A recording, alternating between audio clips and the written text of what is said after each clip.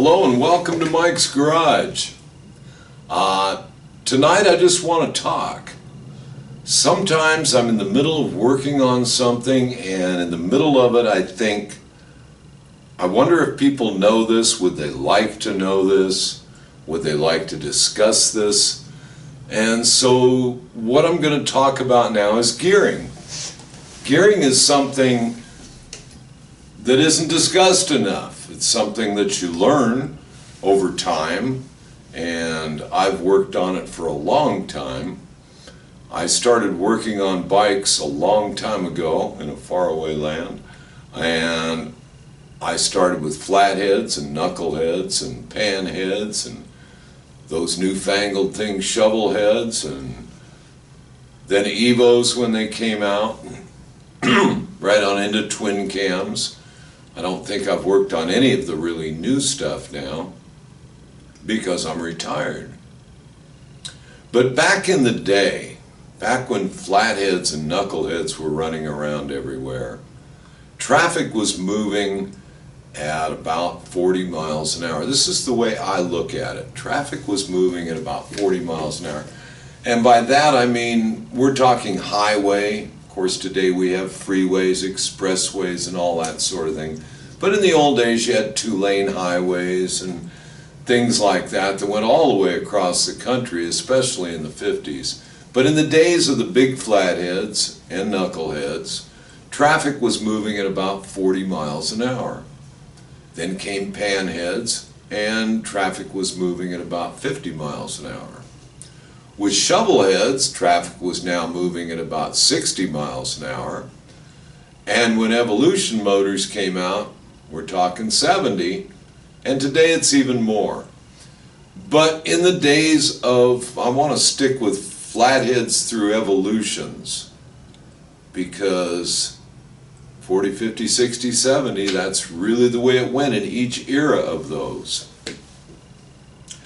But those big bikes, and they were big, even though they're dimensionally small, you know, a 74-inch knucklehead, that's a big motor.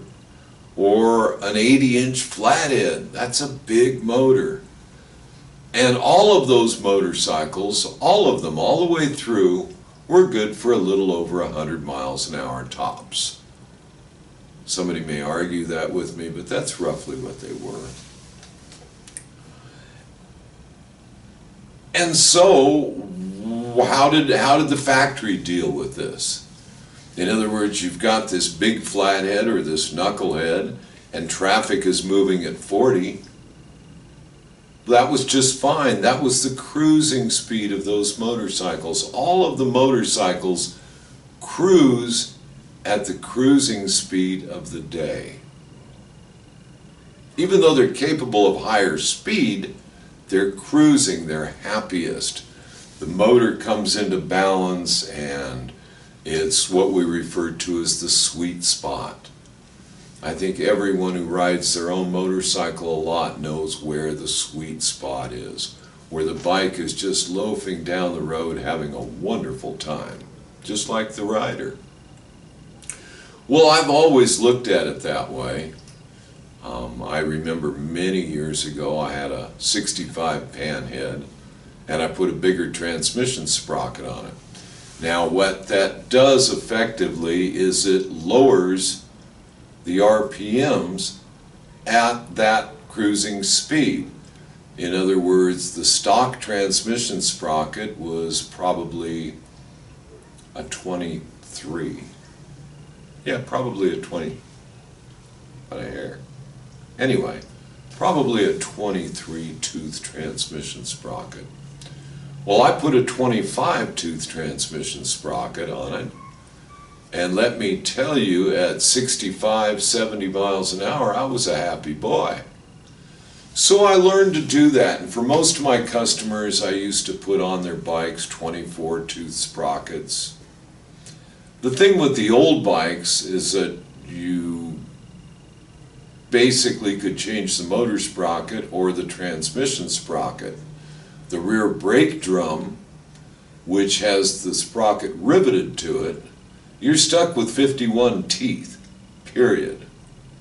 In '73, when Harley got around to putting disc brakes on the back of big twins, now you had a removable sprocket and you could change that. So what happens when you put that big, more tooth sprocket on your transmission is you're lowering your RPM level.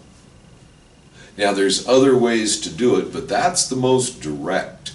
When you're riding your bike down the freeway, turnpike, highway, riding next to one of your friends, and you're both going 60 miles an hour, and you realize your bike feels like it's just revving a lot more than you'd like it to, you can put a bigger transmission sprocket on it.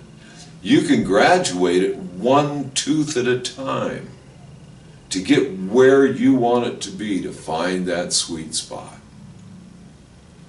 On my panhead, I have the biggest sprocket on the transmission I can put on it, and I hang with the big boys on the freeway without over revving my poor little panhead. Something to think about. On the later bikes with belt final drives, you can put a larger pulley on your transmission. In the old days, they used to change the motor sprocket, put a bigger motor sprocket on it. Now, you can get to the point of overgearing where you don't have enough power to pull that high gear because you won't make enough power until you're turning enough RPMs. This is something you have to judge for yourself. The old engines make lots of low-end torque, so to gear them higher really works. I mean, you've got that first gear that only gets you halfway across an intersection. How would it be if that first gear would take you a little further?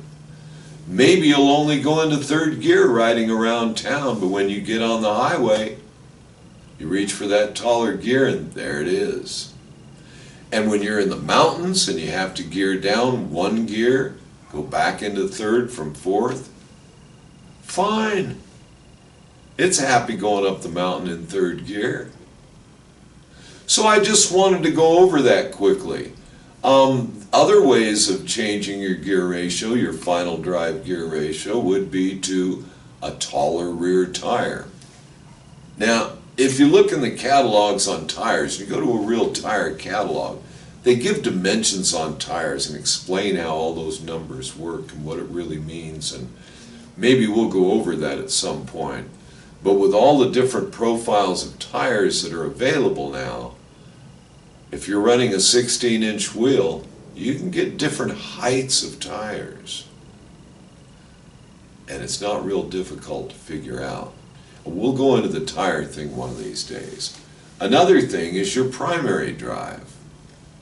Now, I mentioned they used to change motor sprockets a lot. Most of the bikes from panheads up have 24-tooth motor sprockets on them. And to change that sprocket and play with the compensator and everything is really kind of a pain. But if you change to a belt drive, if that's what you'd like to do, it's really interesting. You can get belt drives in 8mm, 11mm. That's the size of the teeth. So with the different size of the teeth, they have different numbers of teeth on the clutch basket and the motor pulley.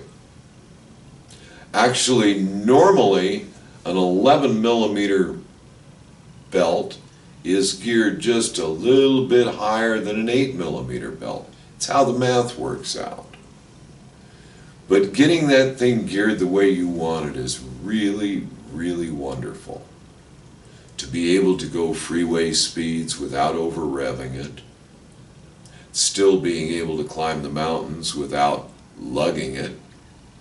But you have to figure out what it is you want. But you can do a lot with sprockets. So I just wanted to take a few moments to explain that. I'll probably get some questions on it. Hopefully I answered some questions, and we'll see. Anyway, I also want to mention, please subscribe. If you subscribe, you'll get notified when there's a new video. And when I say see you out on the road, I want you to know that I'm really thinking in terms of see you out on the road with your motor singing down the road and you having a good time. That means a lot to me. So, until then, see you out on the road.